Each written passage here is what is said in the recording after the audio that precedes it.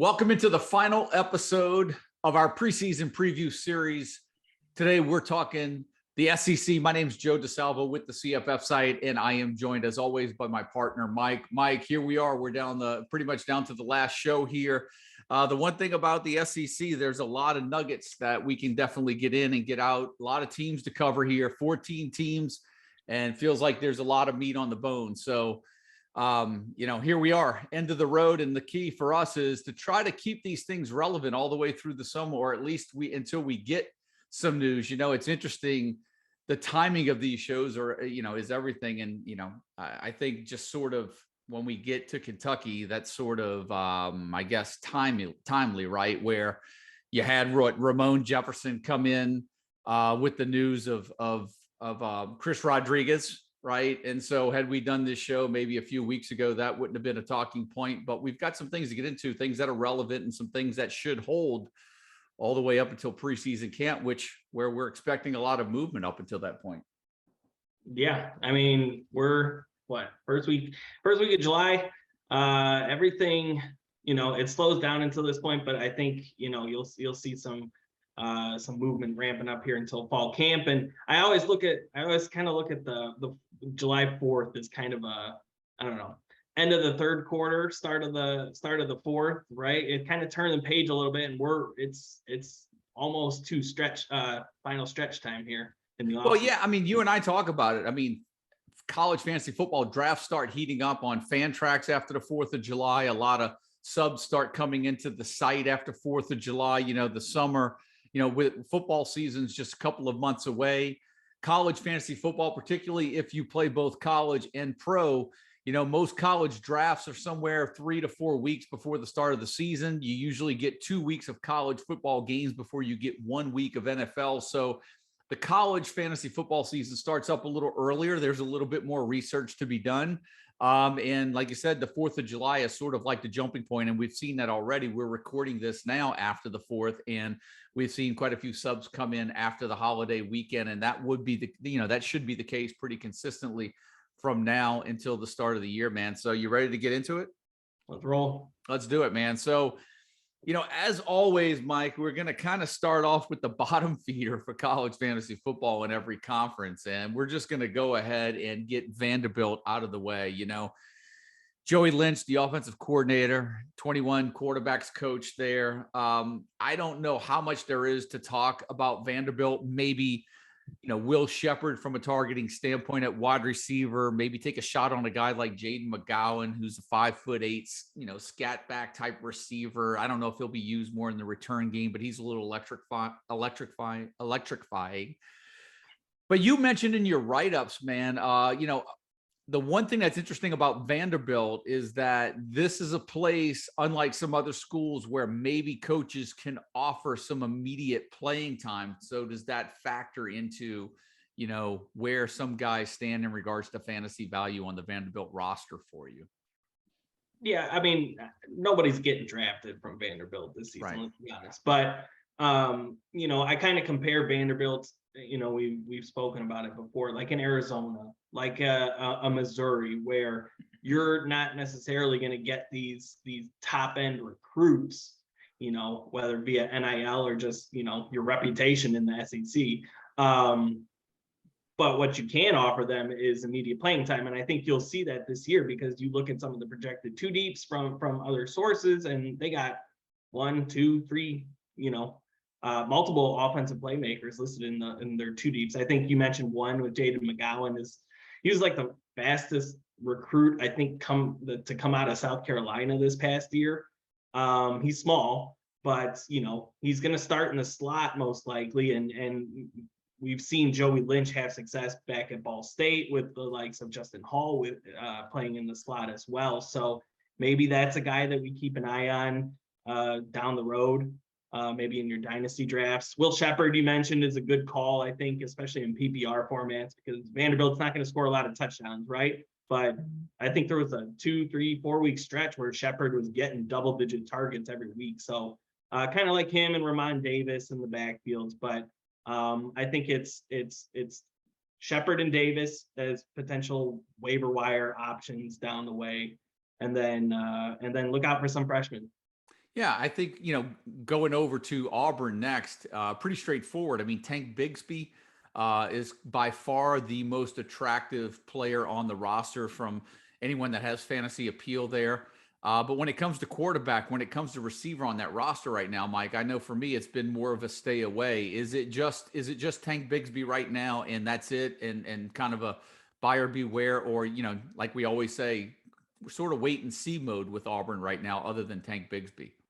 Yeah, wait and see. I mean, they have to throw the ball to somebody, right? So somebody might emerge as an option. I haven't been drafting any Auburn wide receivers. If we're talking about a player beyond Tank Bigsby, and we'll get into Tank Bigsby just a little bit in here in a sec, but if you want a player beyond Tank Bigsby, I would look at Landon King potentially. 6'6", 220 pounds. He's still listed as a tight end on Fantrax currently. He is, though, listed as wide receiver on the Auburn, their official school page, right? So maybe that designation gets changed, but you got a quote unquote tight end that is now playing receiver, made an impression during the spring. He was mentioned in multiple reports. So, if he stays, he's not going to play, wide receiver. He's going to be kind of one of those hybrid, split them out in the slot types. But that could be valuable as a tight end piece if he's being used as a kind of a move tight end slot receiver. Yep. So let's get into Tank Bigsby for a minute here, Mike, because here's my concern with Tank Bigsby. I know I've mentioned it to you. I'd like to rank him higher. It seems like they're going to make a conscious effort to get him as many touches as possible. What I worry about Tank Bigsby, more so for guys that participate in traditional leagues, what really kind of makes me a little hesitant to jump on him too early is that, and I know it's hard to project this, but I worry about Auburn struggling this year. And if they do, you worry about how much work he gets during the season and whether or not he may shut it down 3 games early. Where's Auburn going to be? I hate to make those type of assumptions. It's something we don't like to figure into our college fantasy football forecasting. But nowadays with the way that things are set up and with guys trying to preserve their health going into, an NFL draft, I don't think you can necessarily take that off the radar if Auburn happens to kind of slip a little bit. That's what my concern with Bigsby would be. I think through 6, 7, 8 weeks, I love the guy. I think they're going to use him as long as he can stay healthy. He's going to be a tremendous fantasy asset. I just worry about the home stretch. Yeah, I mean, I can see that. Like you said, it doesn't go into my, you have that idea. No, we have to project we're projecting a full season for these guys when we do it. We can't put that into our projections. But yeah, no, it's just, I don't know. I mean, it's possible, but I think like you kind of spoke to it too.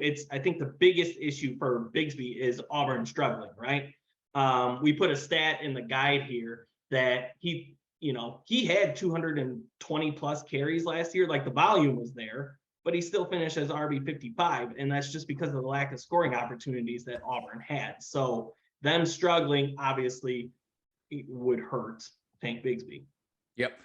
Now let's go to Arkansas, Mike, where you've got KJ Jefferson coming back at quarterback. You've got, a nice stable of running backs there. But the big thing is that Treylon Burks moves on. And right now, you and I have Jaden Hazelwood, the Oklahoma transfer, pegged to kind of take over that role. But we're seeing Matt Landers come in from Toledo as well to give the offense a little bit more big play splash. Never really, I think you had mentioned it on a previous show or, through some conversations you and I, just where, in the spring, there was a lack of deep threat on there, guys getting past some of the defensive backs. They bring in Landers, maybe hope solve that problem. But for me, I think that's really the big thing. I like Raheem Sanders this year. KJ Jefferson, I think he's going to be okay. I'm a little worried about the Arkansas schedule, and I could pull that up in a minute, but I'm kind of interested to get your thoughts on where the biggest question is with Arkansas's offense going into 2022 for you. Yeah, biggest question would be probably wide receiver. And it's a question, but it's also like, I am of the firm opinion now, especially after adding Matt Landers, that, well, they needed weapons, right? The guys in spring camp were not necessarily getting it done. And we talked about that. There was reports that the guys in camp were struggling to get consistent separation against the Arkansas defensive back. So Matt Landers obviously averaged over 25 yards catch. He should help in that area, but I don't know. I'm kind of off the Arkansas receivers at this point. I think it might be kind of a group effort. Nobody's going to be a 30+ target share guy like Treylon Burks. That they don't have that guy right now, in my opinion. So, yeah, you want to talk about the Arkansas schedule? Well, I mean, I don't know if it's necessarily anything to scare anyone off of an Arkansas player, but usually you just look for that nice, easy run. And I just don't see that in the Arkansas schedule. They open up with Cincinnati, which is great in Fayetteville, right? I mean, I don't necessarily think that's easy. South Carolina isn't going to be the easiest matchup. They get Missouri State, then A&M, Alabama, at Mississippi State, at BYU, off, and then at Auburn. So they're on the road for 3 consecutive games with a bye week sprinkled in there. Now, I think when you get to the end of the year, that's where things kind of work in your favor. Liberty, LSU, Ole Miss, and Missouri, right? So I do worry about a little bit of inconsistency, particularly from KJ Jefferson through the first 2/3 of that schedule. If you can make it through that, then you're home free. But like I said, it's not an overwhelming schedule, but I think it's front loaded with most of their tougher defensive opponents. And I just worry about consistency, because even though Jefferson did shine last year, his bigger games, and we wrote this up in the guide, were against inferior competition last year. And I think the schedule just gets a little bit, it's a little bit more meatier than it was last year. That's all. And he doesn't have his bona fide wide receiver one. I get it. I mean, he struggled, 13 points against Mississippi State. I think he had the same against LSU. Little inconsistent production, but I mean, he did improve his numbers, right? 67% completion rate, 4 interceptions. So, I mean, he's a solid QB2, QB3 on anybody's fantasy roster. Yeah, no doubt. Well, here's a note that I put that when you look at his season last year, most of his, and I think I said, but most of it was against inferior competition, right? Rice, Georgia Southern, Arkansas, Pine Bluff, and Ole Miss. Those are the only games he accounted for 3 or more touchdowns. And so that's just noteworthy there. We'll see, improvements can change that. But like you said, you lose his top target. How's the transition? But you bring in Landers. Maybe you give him a little bit more this year to work with as well. So it's just a little something that makes me a little hesitant with KJ Jefferson going into the new season. Now, let's skip over to Missouri, Mike, where it's all about the running back position in this offense. Now, I say that, right? They bring in Nathaniel Pete over from Stanford, but there's a lot of hype and buzz around Luther Burden, the wide receiver, the freshman wide receiver, right? So for you, I would assume the running back is definitely the one that you and I have been most interested in. But you're saying not to ignore Luther Burden, right? Yeah, I mean, I don't think anybody's I don't think anybody's necessarily ignoring him in CFF, at least, right? They talk about him all the time in C2C or W in those sense. But I mean, it's been a crapshoot to put it best with Missouri receivers over the last 2 years. But I think Burden can kind of break that mold. I do think he's got, potential to be a Xavier Worthy have a Xavier Worthy impact in year 1 as a freshman, despite who's playing quarterback, because Brady Cook showed well in that bowl game, but it's been minimal production from the Missouri receivers over the last 2 years. But Drinkwitz does have production dating back to Boise State, NC State, Appalachian State. I think his wide receiver 1 averaged around 60 receptions in those seasons. So if we get competent quarterback play from Brady Cook, I think a Xavier Worthy impact from Luther Burden as a freshman. Right now, and I'm a little bit on the side of I'm gonna wait until I see it too. I mean, the Burden's guy that you and I have spoken about. I just wonder if we're maybe a little too early on him. I think, there has to be improved quarterback play. They're kind of starting over. Like you said, Connor Bazelak went over to Indiana, right? But in that Drinkwitz offense, right, running backs really that's what drives the engine over there, right? And that's where we're kind of got our chips in right now on Nathaniel Pete, the hometown kid coming in from Stanford. You and I are kind of aligned with that right now. We'd like to see a little bit more of that, a little bit more of that firmness, and maybe that's going to be the guy that they're going to ride at running back one as we get closer to preseason camp. I mean, really, for me, that's where I'm going to be concentrating most of my efforts, is nailing down that, right?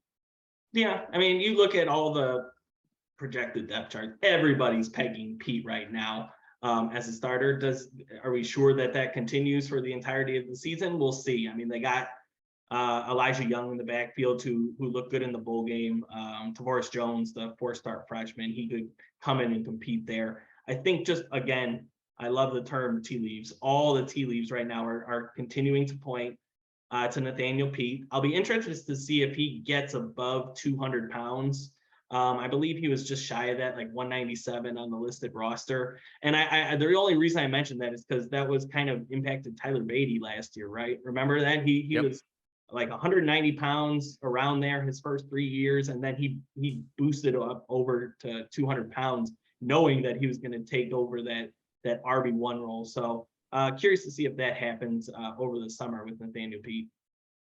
Now let's go down south to Stark Vegas, Mike. Mississippi State Bulldogs and that Mike Leach offense. Will Rogers comes back for the backfield's pretty much set with the return of Joquavius Marks and Dylan Johnson, who are great attractions for PPR leagues, right? A lot of options there at receiver, most notably for us, Jaden Wally, Austin Williams, and right now Antonio Harmon. I mean, those seem to consist of the top three for us right now, but there are a number of names that can fit into this equation by the time the season comes around, because Leach has, he has shown a propensity to really rotate some guys through that system in the passing game.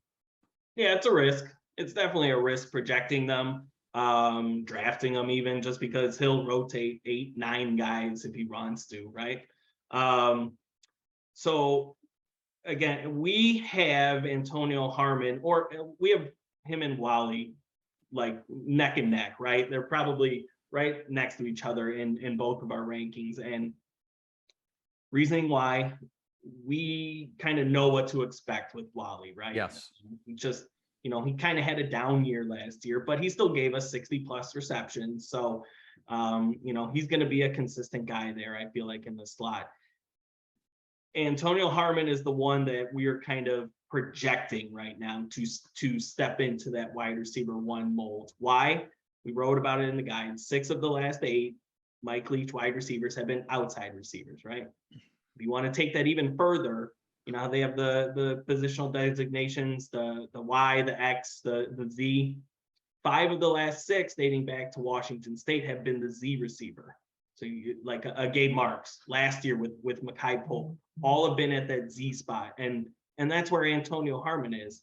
Redshirt freshman, got really good size, and he was praised throughout the spring camp as Leach was questioning the toughness of the current Mississippi State wide receiver group, and he praised Antonio Harmon for exactly that. So depth charts currently show Caleb Ducking as the starter there at that Z spot.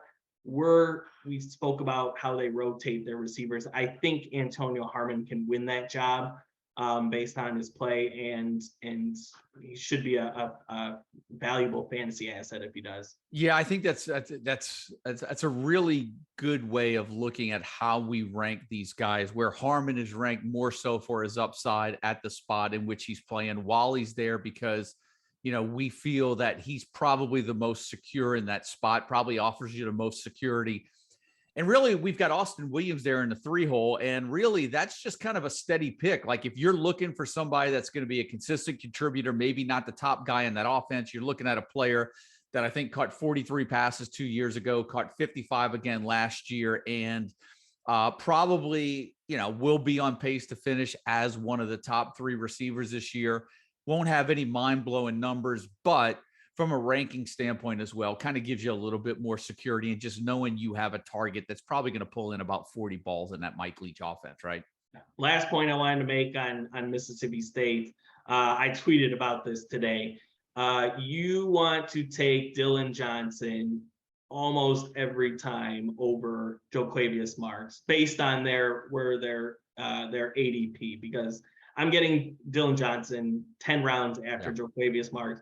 And I think you saw it the last month, last second half. I'm not sure exactly, but you saw it definitely the last 3 or 4 games. Their snap counts were dead even.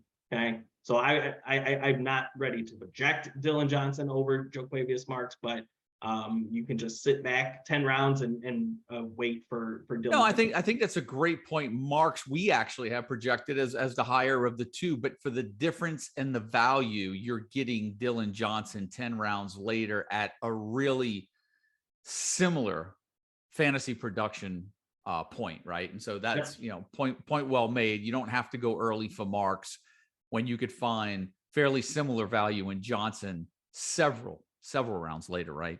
Yep. So let's go over to South Carolina, Mike, where they have, man, there's some shakers and movers over there at South Carolina, bringing Spencer Rattler, Austin Stogner in from Oklahoma. They bring in Antwain Wells, the receiver from James Madison. They bring in Corey Rucker from Arkansas State. They bring in Christian Beal-Smith at running back to give some depth behind Marshawn Lloyd as well. They've got Josh Vann at receiver, Jaheim Bell, a tight end that I know that you liked, had a great yards per catch average last year.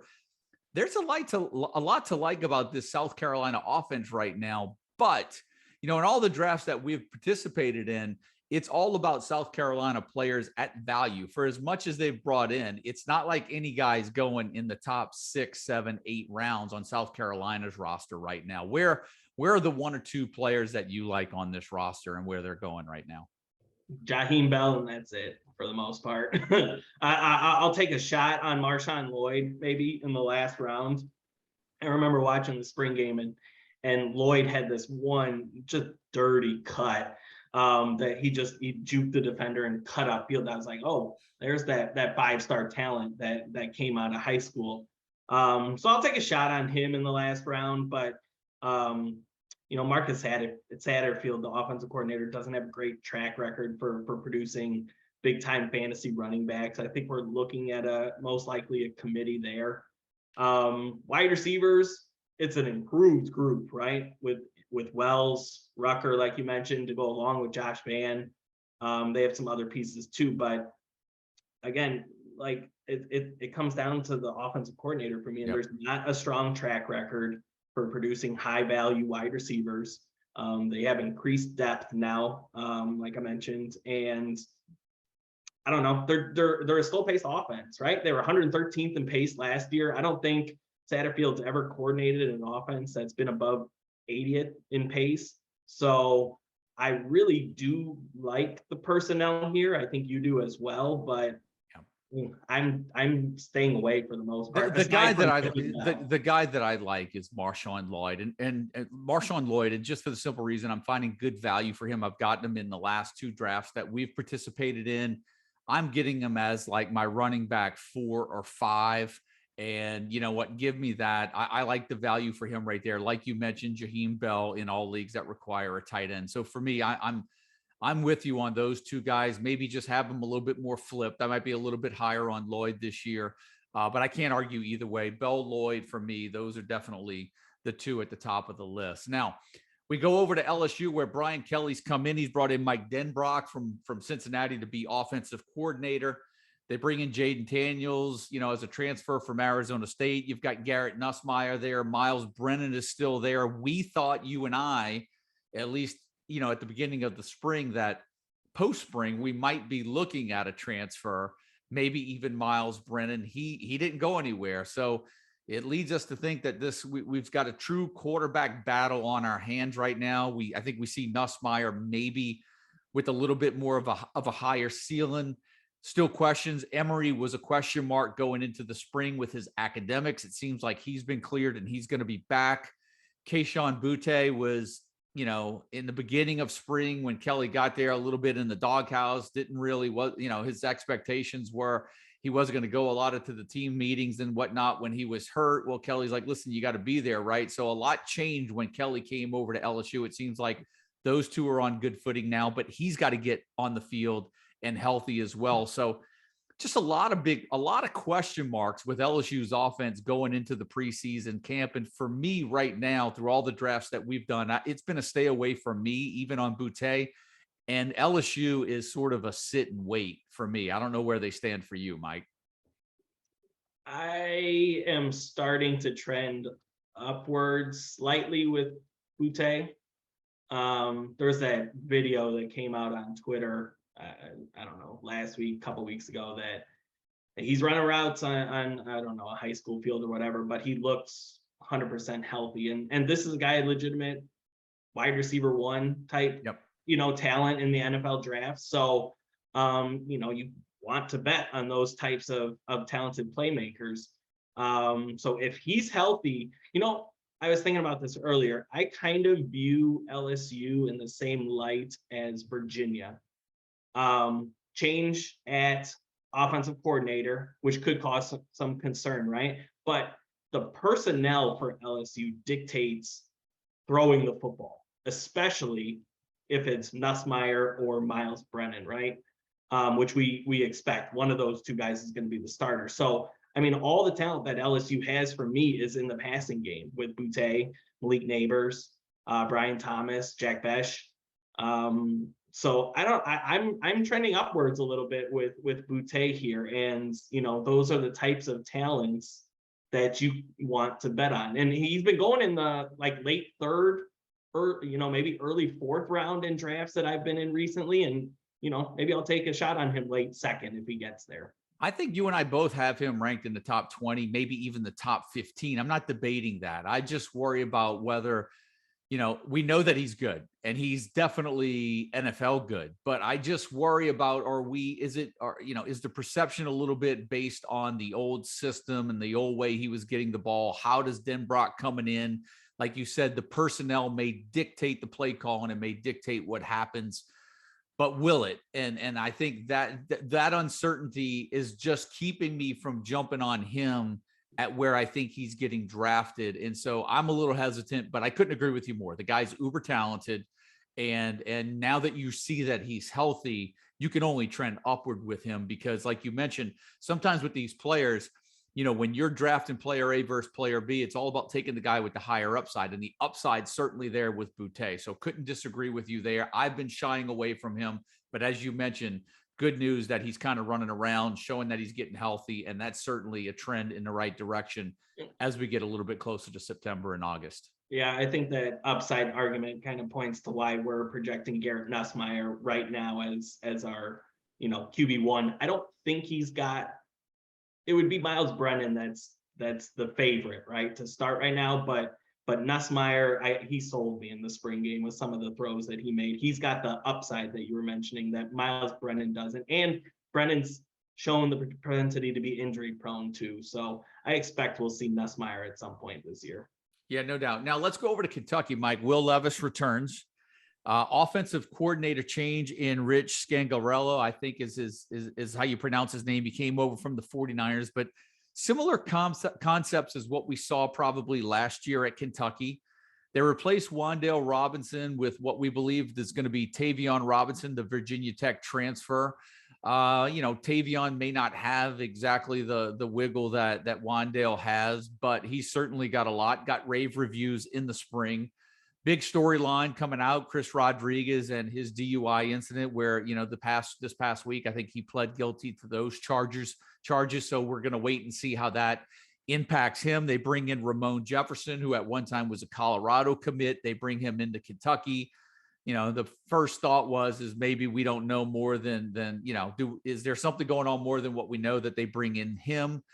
But definitely some much needed depth behind him. If there's anything, even if there's not anything to the Rodriguez incident, and it may be more than just one or two games. But for me, the Rodriguez incident, is that going to lead to any missed playing time down the line or extended playing time? One or two games doesn't really concern me. But I also like Tavion Robinson this year. He seems to be creeping up our charts a little bit with some of the reviews that we read out of spring, the way that they're using him. And for me, those are the two guys that I think intrigue me the most on this roster. One trending up and one kind of trending down right now based on some of the most recent news over the last couple of months. Yeah. Let's see. I mean, Tavion Robinson. Yeah. I mean, I've personally been on him, since we initially did the projection back in March, just because, they bring in the new offensive coordinator, same coaching tree as Liam Cohen, last year's offensive coordinator. Tavion Robinson, I wouldn't say he's the same player as Wandale, the same level of player, but he's 66% of the snaps he took at Virginia Tech were in the slot, so he's going to play in the slot. Very sure-handed. I think 5 drops in 3 years, which is really good. So I like Tavion Robinson. Now, for some reason, his value has just skyrocketed to where I'm almost like don't want to draft him just because he's getting like the 6th, 7th round, which I don't know. You're getting to the point where it's just too high or his value's just not. You get what I'm saying? It's too high there at the price point. But I again, PPR format, I think he's a lock for 100 targets. Chris Rodriguez, I was trying to dig into that situation a little bit today, reading the message boards and stuff like that, and it was. Got charged for DUI. It feels like that should be just a 1 to 2 game suspension. I don't think the Kentucky fan base has a lot of trust in their athletic department in handing out a lesser suspense than what it should be. So maybe he gets beyond 1 to 2 games. I would nab Ramon Jefferson in the final rounds of your draft, though, because if you look at that schedule to start, where Ramon Jefferson likely would probably start in those first 2 games, I think Miami of Ohio, NIU, Florida's in there, and then Youngstown State, I believe, is those first 4 games. So you're looking at a guy, if he gets a Chris Rodriguez type workload in those first 4 weeks, could be really profitable to your football team or your football team.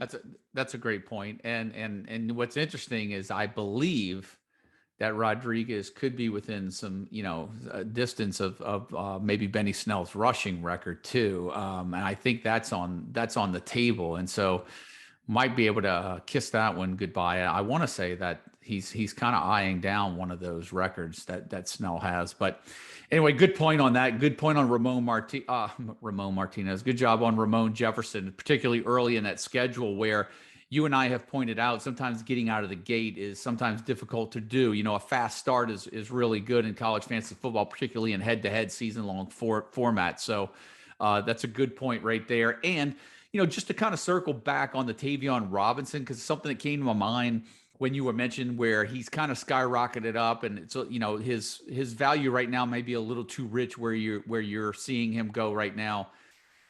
But so you and I have participated in a number of drafts since April and, or since May, right? And so the one thing that we probably can agree on is it's all about value at a particular time. But we've seen and through various drafts, sometimes, guys may punt on quarterbacks and go receiver, running back early, or vice versa, right? And so it sometimes your draft, the way it plays out, sort of dictates maybe where you reach for a particular player at a particular position, right? We're seeing that in a couple of drafts right now. I just want to bring that up as sort of one of those drafting strategies when we're talking about value and ADP. ADP we try to use to kind of get an idea of where guys go, but you've got to stay fluid in your drafts, right? You've got to be able to pivot here or there based on where the action in your draft is going. Yeah, I don't have any this is probably another topic for another show because we still got half the SEC left. But I'll just say this: it's all about value, right? Value. If you got 4 running backs and you see that 5th guy there that should have been taken 2 rounds ahead, I'll still take them. You know what? Because I'll draft lesser receivers and I'll find somebody on the waiver wire that can come in and replace, maybe a lesser player that I got at the end of the draft. So it's all about value in your fantasy drafts. So let's go down to Florida, Mike, where Billy Napier comes in from Louisiana Lafayette, brings over Montreal Johnson with him to really beef up that running back core. Lorenzo Lingard seemed to get a lot of the buzz coming out of spring as maybe being their best back. We know Napier. We know he likes to use a rotation system in that backfield like he did down at Louisiana. You've got Anthony Richardson there at quarterback, and a lot of the questions is, is Napier's offense really going to produce a top shelf, top tier fantasy quarterback? What did, Levi Lewis do for him down at Louisiana Lafayette? Well, Levi Lewis was pretty steady over his 4 years there. But I also argue, too, for some of those that may doubt, I wouldn't put Levi Lewis's talent level at what Anthony Richardson's possibly could be, too. But for me, this has been more of a stay away offense. And we talk about value, and nothing's really jumped out at me from a fantasy appeal standpoint up until this point. And it's interesting. I haven't gotten one share of Anthony Richardson so far this year. So Florida for me is a little bit of a stay away. And really it's all about where these players fall in value for me. So and our subscribers will recognize this. So Anthony Richardson is becoming my Joe DeSalvo, Emory Jones. I think I have shares of Anthony Richardson in 4 of my last 5 drafts.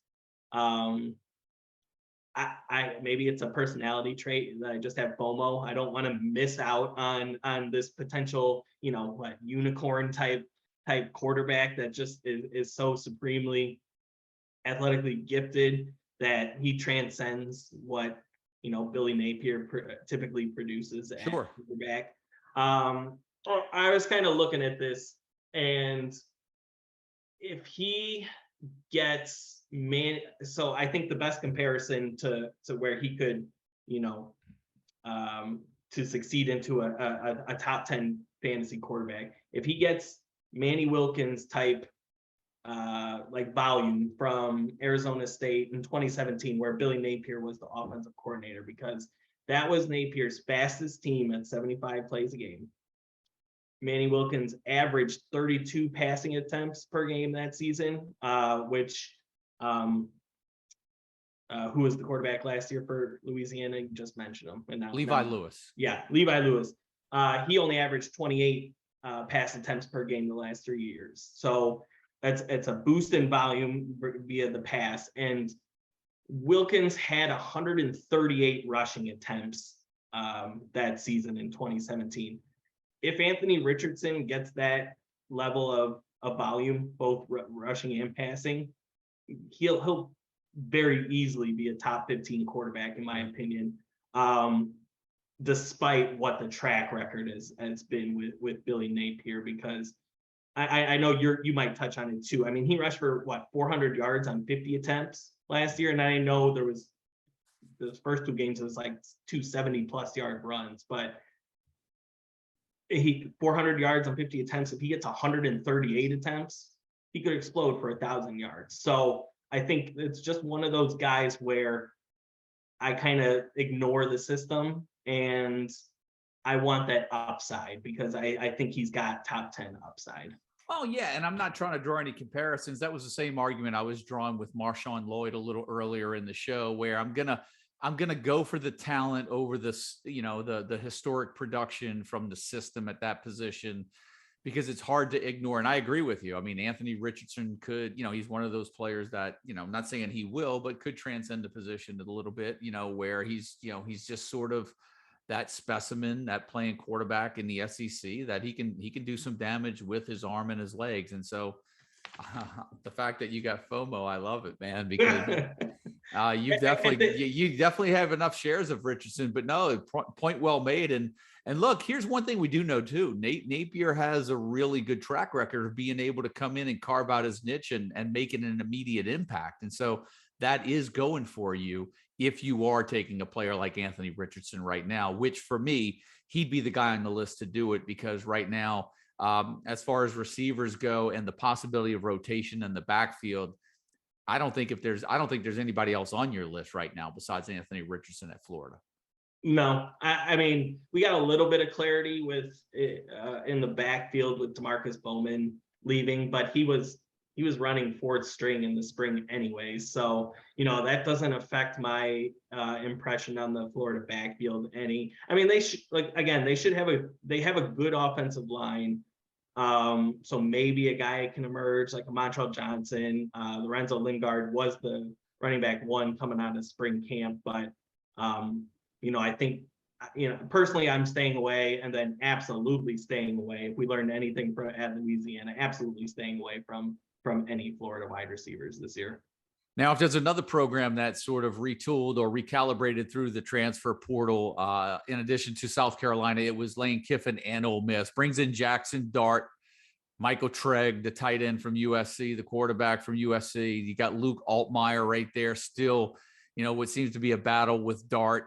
They bring in Jalen Robinson, the receiver from Central Florida. You've got Jonathan Mingo that returns. They bring in Zach Evans from TCU at running back, and then, you know, add some more depth with the Ulysses Bentley from SMU. So, man, a lot of names that they bring in there, Mike. You know, for me, and I'll just kind of jumpstart this. I like Dart, even though we never really saw a lot of separation in the spring. I do think he's going to end up the quarterback. I think you're agreeing with, I think we kind of in agreement with that. I really love Zach Evans. I'm kind of curious to see how Ulysses Bentley affects his, you know, fantasy production. For me, it was a little bit of a downward, you know, trend for him when Bentley came in. But we both like Jalen Robinson coming in. We think that he's kind of coming in and he's going to be a focal part of that passing attack. So there are definitely a lot of options at Ole Miss to like this year. It's just trying to pick your way through the weeds a little bit and trying to figure out exactly where that high end volume is going to come from. This is probably one of the top teams, in my opinion, that we have to monitor during fall camp. Because just so many questions, right? Quarterback, wide receiver, and running back. I think there's a lot of questions with his offense. And because they've typically been so good under Lane Kiffin that we need to get you know, our projected starters and wide receiver ones, QB ones correct here. I'm in agreement with you. I think Dart is he's going to be the guy. I think he offers the dual threat ability similar to Matt Corral. You know, that Luke Altmaier doesn't have. So I think they're going to go with Dart at quarterback. Wide receiver, 4 of the last 5 under Lane Kiffin have wide receiver ones have been in the slot. So that's why we have Jalen Robinson over Jonathan Mingo as the projected wide receiver 1. But I believe, and correct me if I'm wrong, I believe Jalen Robinson did play outside at UCF. So it's, again, like I said, we have to monitor this in fall camp just to make sure if he's in the slot. I think it's all systems go that he's wide receiver 1 or projected wide receiver 1 for Ole Miss. So stay tuned on that one. And then running back, where do you stand on Zach Evans this year? I like Zach Evans. The problem is he's going earlier than where I find the value in Zach Evans. I've got 0 shares of him right now. I can see where he possibly could have a big year, but for me, I feel with where I've got him ranked, I feel a little bit more comfortable with some of the names around him. That's just my personal preference for him. For me, he's a 1,000-yard double-digit touchdown back in the waiting. But for some reason, I've been a little gun shy on Zach Evans this year. Yeah, I think I'm in agreement with you. I don't have a ton of shares. I see in drafts, he's going 3rd, 4th round. I think that's a little too high for me. If he was 5th, 6th round, I'd be jumping on him immediately. I did some calculations earlier today. So last 5 years under Kiffin, right? And the reason I'm going into this is because, you know, I hear in other podcasts talking about Zach Evans that, oh, you know, it's been a timeshare the last few years, right? We're worried about a timeshare with Zach Evans and Ulysses Bentley, like we've seen, you know, last year and the year before that. You get under last 5 years, it's 46 carries per game for the Ole Miss offense, right? 46 rushing attempts per game. If Dart gets utilized similar to Corral, that's what? 10, 12 carries a game, maybe, right? Okay, so that we're down to 36, right? Then you get to Ulysses Bentley, backup running back 2, averages 12 carries per game.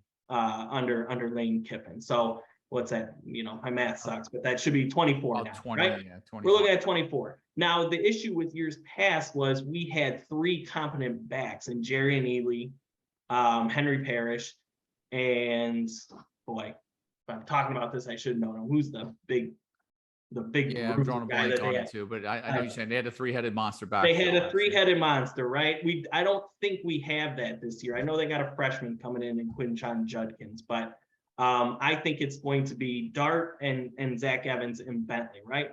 So take away 4 to 5 carries for the running back 3 here. That you're down to like 18, 19 carries a game for Zach Evans. So I'm really not too worried about his workload or it being a possible, a committee there. I think it's going to be 2 guys in that backfield, Bentley and Evans. And I think you're going to get 20 touches a game there. So while I said, I've been fading him a little bit just because he's going a little higher than I personally like, I can see the argument for where, if he's getting 20 plus touches a game with his talent, that he's worthy of a possible 3rd and 4th round selection. Yeah, no doubt. Now, Mike, let's go over to Texas A&M now, where a lot there, Devin Ashane, running backs deep, Amari Daniels coming in, LJ Johnson, some young guys coming in. Same thing at receiver. Obviously, if we follow our boy Nick Saban, they basically bought one of the biggest recruiting classes ever, right? So Max Johnson, questions at quarterback, Haynes King returning, even the freshman coming in for Connor Wegman. Where are the major questions for you going into this new season with Texas A&M? It's all about Devin Ashane. Ashane. I should know that. It's all about the running back situation, and it's his size in the SEC, and we've seen how explosive he is, right? And the stats back that up. Again, a 7.4 career yards per carry. Per Pro Football Focus, I found this stat. He's broken 53 tackles on 173 career attempts, earned a rushing grade of over 90 in each of the last 2 years. So all the advanced stats really, really like him. It's a matter of his size in the SEC. And Jimbo was asked, can he get 17, 18 carries a game at his 185, 190 pound size? And Jimbo basically said, yep. I don't know if there was more to that quote, but he confirmed that he believes that he can handle that type of workload. So that's really my biggest question mark with the A&M offense this year. Yeah, I think for me, there's a couple of intriguing options. One, I think if there can be an established running back 2 behind Ashane, maybe like, Amari Daniels had a decent spring. LJ Johnson, I think he missed most of the spring, if not all of it. I think one of those 2 guys could potentially have a nice role in this offense. And, a player like Amari Daniels has really been getting overlooked in a lot of drafts, right? And so you can get him really late, even as sort of your security blanket for Devin Ashane. You've got Evan Stewart, who came in and had a really impressive spring, the young receiver coming in. None of those guys are going early. I think those are just some of the names that I'm looking at, just to, some late, other than Ashane, you can get some of those Texas A&M guys really late if you want to take a flyer on them. And I say, why not, right? Because Texas A&M is supposed to be pretty good this year. And they do have some talent there on offense, but it's just something that I've noticed. I've taken a stab at in a few drafts I've been in at Amari Daniels late and Evan Stewart late as well. And so by far, Anaya Smith, Devin Ashane have been the 2 names off of most of the boards, but man, still got questions even at quarterback going into the new season. So much like you mentioned with Ole Miss, we're going to be watching here. Texas A&M's another program we're going to be watching, particularly at quarterback, I think, as we get into preseason camp, aren't we? Yeah, boosters aren't going to be happy if their $30 million aren't well spent. So yeah, man, no doubt about that. Well, look, the last 3 teams we have to cover, I don't think there's any concern about quarterback. Let's start over at Tennessee, where Hendon Hooker comes back. His top target, Cedric Tillman, is back. Got Jabari Small in the backfield.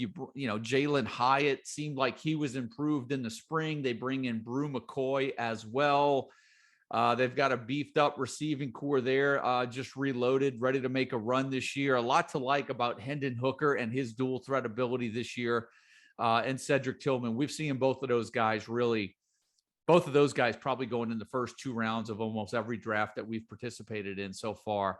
For sure within the top 3 rounds, depending on where you're valuing quarterback and Hendon Hooker. But that's where most of the draft results have been going, right? Those 2 guys super early, and other guys kind of coming in with value picks, midway through the draft, maybe have tail end of the draft with some of those other guys that I mentioned. It's a good thing you mentioned Brew McCoy. You get some hateful DMs from Chris K. I don't know, for such a high scoring offense like this, there's not a ton of questions that I have, or Hendon Hooker's going 2nd, 3rd round, where he should go. Running back Jabari Small, he's a back of the end running back and on your roster, because Josh Heupel it's around 25% market share with his running back 1. So he typically prefers a by committee approach. So, just your running back 3 or 4 there. I think it is wide receiver, I think, that's most intriguing for me. Cedric Tillman's a bona fide top 5 fantasy receiver, in my opinion. I think he could potentially have 30% target share this year. Jalen Hyatt's interesting because he was I think people were expecting him to take that sophomore leap last year, and he obviously failed to do so. But kudos to him. From all reports, he came around and had his best spring since he's been on campus. I think he put on some weight while maintaining his 4.4 speed or 4.3 speed. So he's going to be an interesting case this year. And the reason we continue to have Hyatt over Brew McCoy as the projected wide receiver 2 is that the last 4 years, Tennessee and UCF, the outside guy and the slot guy have always comprised the top 2 receivers in the last 4 years, right? So that points to Hyatt and Tillman. The 4 years prior to that at Oklahoma and Utah State, we saw 2 outside guys. So slight chance maybe it's Brew McCoy, but I'm leaning towards Hyatt as the wide receiver 2 here at Tennessee. Same here. I've taken him in the last couple of best balls we've had. So I've kind of thrown some chips in the middle of the table on Jalen Hyatt as well. Now, let's go over to the defending champions, Georgia Bulldogs, Mike Stetson Bennett back at quarterback. Kendall Milton, Kenny McIntosh, probably the new 1-2 punch there at Georgia. Brock Bowers coming off a spectacular year last year. Him coming back to, there's some debate on whether or not he can duplicate those numbers from last year. Will we see a little bit of regression? We know Eric Gilbert is back in the fold now as well. So Georgia getting another big target there. So far, in a lot of our drafts, it's been business as usual with Georgia, right? Just not a lot of early investment. You can go early for the tight ends, particularly Brock Bowers, Eric Gilbert back in the fold. But even though you've got the national champions here, still nothing's changed for us from a fantasy appeal standpoint. Stetson Bennett going late. And really, Milton and McIntosh, neither guy going particularly high. You can get them in the mid to late rounds of your fantasy drafts, depending on if you're full FBS or not, right? But no guys really going no one's really jumping off the boards except maybe Bowers, particularly early in some, tight end required leagues. Yeah. Is it bad to say that I have zero interest really in the Georgia offense from a fantasy standpoint? The national champions. Brock Bowers going too high for my taste in drafts in the early rounds. He scored single digits in half of the games half of the regular season games he played last year. Best ball, it's fine, right, to draft him that high. But then again, I feel like I can find tight ends in the back end of my draft that can make up for that production. So, I really don't have a lot of interest in Brock Bowers this year. Eric Gilbert, I think you can get a few, if not more, rounds later, which I might have more interest in that sense, because I think he'll be the top red zone option for Georgia this year. Georgia running backs, same story as it's been. They might be RBU in college football, but from a fantasy standpoint, we don't really care about them. I think 4 games last year for all Georgia running backs, 4 games of 20 points or more scored by a single running back. So the production's sporadic. Wide receivers, hell no, we don't care about Georgia wide receivers. Stetson Bennett, I think, is the interesting case in my opinion, because 7 of the last 9 games he played, he scored 20 or more fantasy points, 22 or more fantasy points. But it's just it feels like a guessing game, and I kind of relate this to DFS a little bit, where I was on Georgia running backs in that early season matchup with UAB, thinking, hey, they're a 30-point favorite. They're just going to ground and pound with, like what Kirby Smart wants to do. And then Stetson Bennett throws for 5 touchdowns in the first half. Like, that's what you're dealing with the Georgia offense every week. You have no idea. They're going to score 50 points. You have no idea where it's going to come from. So me personally, maybe I'm salty because they kicked Michigan's ass in the semifinal last year, but I really don't have a ton of interest in the Georgia offense, regardless of how many points they scored. Well, this was something we pointed out in the guide, and this is just when you have a team that was so dominant as they were last year, and I'm not saying they will be as dominant this year as they were last year, but you look at some of those numbers at the end of the season for Stetson Bennett, they were postseason numbers. So if Georgia can waltz through most of the regular season this year, we noted it in the guide. There was only one time last year in the regular season in which Stetson Bennett completed more than 14 passes in any one game, right? And so you're not looking at a high volume pass offense. You really have to be hoping for efficiency, red zone efficiency, and him giving you some of those 3 TD games in the air just by Georgia having the ball so much, because you're not going to be looking at 300-yard passing games from Stetson Bennett week in and week out. I think that's what he did in that UAB game. I think he threw for 300 yards and 5 touchdowns, like I said. The one game we weren't expecting it to happen. Yeah. Yeah, and it was on 10 completions, probably to 5 different receivers. Like, that's just what you're going to get from the Georgia offense. So really, I don't have a ton of interest in them this year. Well, Mike, let's finish up the conference with Alabama. Obviously, Bryce Young back. They add Jahmyr Gibbs in the offseason from Georgia Tech. They had Jermaine Burton in the offseason from Georgia. They had Tyler Harrell, the big play receiver from Louisville.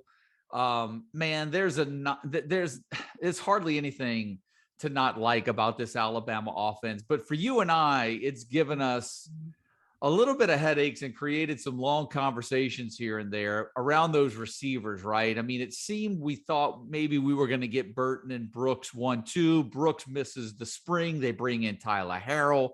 He's got big play potential. Then you get into the conversation, well, is Burton going to kind of come in and fill in that Jameson Williams role? Or is it going to be more of the Mechie role? If it's more of the Mechie role, maybe that opens the door for Tyler Harrell. So, man, Mike, we've gone back and forth about this. Like, we don't even have enough time to talk about all the possibilities that could play out here, right? But by all accounts, it seems like Burton did have a solid spring. So it's hard not to project him in the top 2. But you and I just recently, and we're making an update in the guide about this, that Tyler Harrell, Ja'Cory Brooks conversation is a little trickier, right? I'm going to kind of let you give your 2 cents on that and some of the thinking we've been doing and the reasoning behind some of the adjustments in the rankings as we go, into the month of July and as we get closer to that preseason camp with these 2. Yeah, it's tough. And you want, and this is why we've gone back and forth, not only recently, but for months. You want to hit on, Alabama receivers, obviously. You want to hit on the Alabama wide receiver too. They've averaged 14 points per game and 2 top 40 finishes in the last 4 years. So, this is not only high volume, but it's a prolific offense, a passing offense. And we want to hit on who's that first, second, and potentially third guy. Our initial pick was Brooks for wide receiver 2. Wide receiver 2, the last 2 seasons under Bill O'Brien have been outside receivers. That's where Ja'Cory Brooks will play opposite of Jermaine Burton. They add Tyler Harrell. He's a little, caught 18 of 30, 18 passes on 36 targets, not really efficient. He did have the highest receiver grade on Pro Football Focus last year of Louisville wide receivers. Averaged 29 yards per catch. So obviously he's explosive and like you said, potentially fills that Jameson Williams role.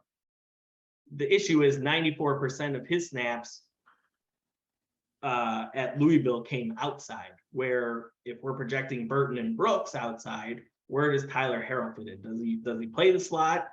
Is he used to playing the slot? Like the dynamic of where these guys kind of fit, it's tough to project. So we're playing it safe here, and we adjusted and we're moving Tyler Harrell up just because, kind of like with Anthony Richardson, a little bit of FOMO. I don't want to miss out on a player this explosive in an offense like Alabama. Well, this is what is, we added in the write-up that's going to update in the guide a little bit later tonight, and we'll have it updated for the weekend, is that, as you mentioned, I think Harrell only caught maybe 18 passes last year. A third of those went for a touchdown. I think he averaged damn near 29 yards a catch, right? So the question is where does he fit in Alabama, and will he fit and have a significant role? The one thing that I think we can agree on is that he does have big playability. And even if he's not one of those top 2 guys, there's a role that he's probably going to have in this offense this year that is at least going to give him a decent floor. But much like we were talking about other guys we were projecting, the ceiling for Tyler Harrell is too great to ignore if he should happen to land one of those 2 spots. That's what's made it difficult for us with Ja'Cory Brooks and with Tyler Harrell right now, and why you're seeing a very similar or really close number in projections. We have Brooks projected slightly higher than Harrell, but if you and I, all things considered, if we're being honest with everybody out there, if push came to shove on draft day and both of those guys are on our draft board, I think you and I are probably going with Harrell over Brooks just because we like the appeal of that high-end upside for Harrell if he should happen to get a more significant role in the offense. Yeah, I agree. I guess my argument kind of, and it's in a similar fashion to what you just said. I'm looking at my rankings right now, and I have I think I have like a Ja'Shawn Jackson at Ball State over Tyler Harrell. I might take a shot on Tyler Harrell over a Ja'Shawn Jackson because of the upside that you mentioned. And I think we would tell our subscribers every single year, it gets to a point in your drafts where you might kind of put away the rankings per se and start drafting for upside, because with the waiver wires being so extensive in college fantasy football, if you miss on if Tyler Harrell doesn't become, one of the top 2 receivers there, then you kick them to the curb and you're able to pick somebody up. But you want to secure in drafts those high upside guys like a Tyler Harrell on Alabama. Yep, that's a good point. And so, and it's a good point too, in regards to giving some perspective on draft specs too, right? Like best ball, you may play a little bit more conservative, maybe play a little bit more closer to the vest. You want the guys that are going to give you points week in and week out, because you don't have that in-season roster management. Whereas in traditional fantasy football leagues, you've got the roster management. I've always said swing for the fences on draft day, boom or bust. It's always been my philosophy, because if they're not doing anything after 2 or 3 weeks, you're going to find a waiver wire replacement for them anyway. So that's a great point, Mike. That's going to do it, man. The SEC show, I think this is our longest show so far, but worth every minute that we've done. There was a lot to get into. I know SEC is certainly your favorite conference to talk. So little tongue in cheek with that one. I was expecting a little bit more of a bigger response out of that. But man, look, we've done a bunch of these shows. We're going to try to get everything uploaded. I think there was some problems with the Sunbelt link. We got some feedback on that. We're going to get that adjusted. But that's gonna do it, man. We're gonna post all of these shows, get everybody caught up. If you have not, and this is the first one you're listening to, or maybe the second, we've got Mike and I have run through all the conferences over the past 3 weeks. Every show is probably 40, 60 minutes long. All of the preseason content as of this weekend is going to be updated. Preseason fantasy draft guide will have the updated projections. Everything will be reflected. Even that conversation that we had about the Alabama receivers. 4th of July has come and gone. Draft season is upon us for college fantasy football. It's only going to get more heated as we get closer to the season. But that's going to do it for this show. Mike and I will be talking to you guys soon. We'll be doing more shows. But for the CFF site, my name's Joe DeSalvo. For my partner, Mike Bainbridge, we'll be doing some more shows throughout the summer leading up to the preseason. But for now, that's going to do it for the 2022 preseason preview series. We'll chat with you guys soon.